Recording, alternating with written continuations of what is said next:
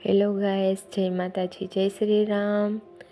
હું આજે પાઉંભાજી બનાવું છું। તો જો બધું તૈયાર કરી લીધું છે મટીરિયલ। બીજા મટીરિયલ આપણે મસાલા ઉપરથી એડ કરશું। તો ચાલો બનાવીએ। જો તેલ મૂકી દીધું છે, તો એમાં હિંગ નાખીએ, પછી આદુ લસણની પેસ્ટ નાખશું,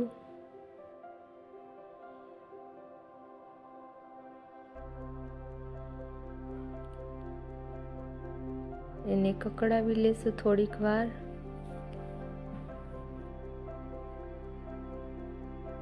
હવે નાખશું એમાં ડુંગળી નાખશું,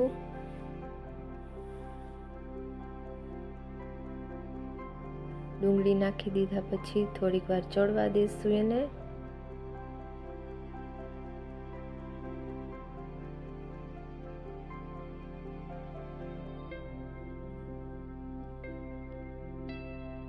તો હવે નાખશું આપણે એમાં ટમેટા।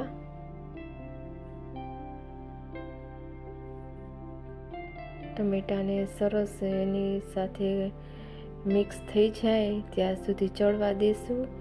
ટમેટાને ક્રશ કરીને નાખીએ, પણ હું એના કટકા કરીને નાખ્યા છે મેં, અને અંદર છુંદર નાખીને જો ચડવા દેવાનો। પછી મસાલા નાખીએ છીએ ઉપરથી, હળદર નાખી દીધી છે। હવે નાખશું મીઠું,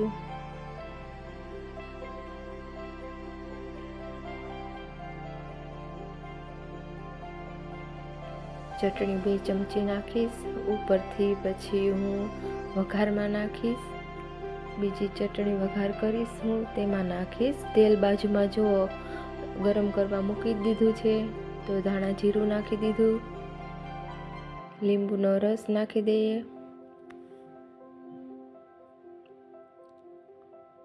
થોડોક એવો ગરમ મસાલો,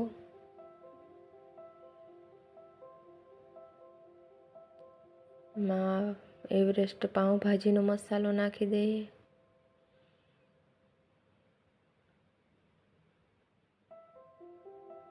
તો એ મસાલા મિક્સ કરીને ઉપરથી હમણાં વટાણા નાખશું। જો હવે વટાણા નાખી દીધા।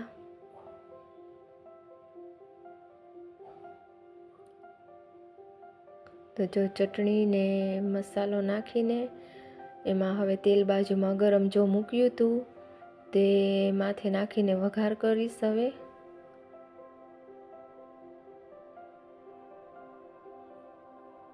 પહેલાં જરાક તેલ નાખીને વઘાર કર્યો, પછી ગરમ તેલ છે તો ઉપરથી પાછું નાખી દઈશ। તો જુઓ કેવી સરસ પાઉંભાજી દેખાય છે। તો બધાયને બનાવવાની રીત અલગ અલગ હોય છે, હું આવી રીતના બનાવું છું। જો કેવી સરસ પાઉંભાજી દેખાય છે। પાઉંભાજી રેડી થઈ ગઈ છે। તો ચાલો જમવા। તો અમે જમવા બેસી ગયા છીએ। અમે ધાણા ભાજી ખાતા નથી એટલે એ નથી નાખી અમે।